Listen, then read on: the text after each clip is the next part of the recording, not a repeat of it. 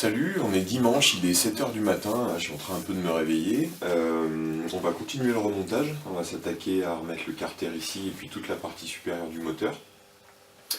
Tu vois par exemple, hier j'ai travaillé assez tard, j'avais envie de finir tout le haut moteur, etc. Donc tu travailles en général plus rapidement, t'es un peu plus prêt à faire une connerie quand tu bricoles, etc. Donc ce matin, on a la tête un peu fraîche. Donc on va vérifier ce qu'on a fait hier et on va refaire quelques tours de vélo juste pour être sûr que hier on a bien bossé, qu'on ne s'est pas précipité et puis qu'il n'y a rien qui coince ou qu'on n'a pas oublié un tournevis quelque part à l'intérieur. Et puis voilà, on va tester ça.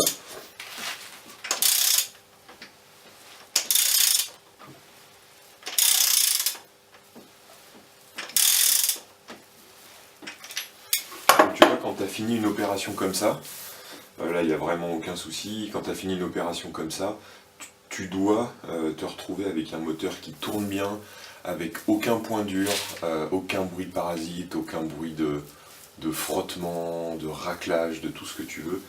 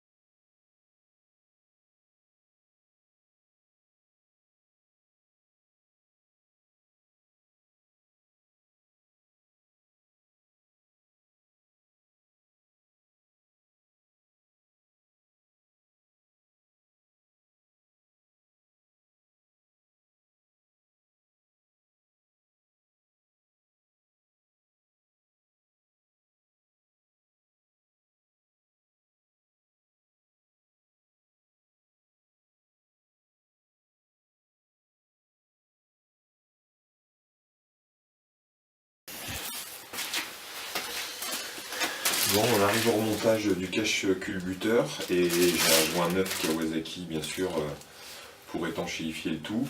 Alors la petite astuce à savoir, quand tu remontes en général ces joints là et les cache culbus sur beaucoup de moteurs, tu as la partie plane et tu as cette échancrure pour les usinages d'arbre à cam.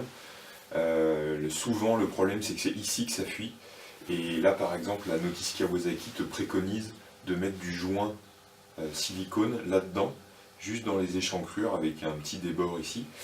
Et voilà, pour éviter les fuites, parce que c'est souvent ici, enfin les fuites, plutôt des suintements, c'est plutôt à cet endroit-là souvent que ça apparaît.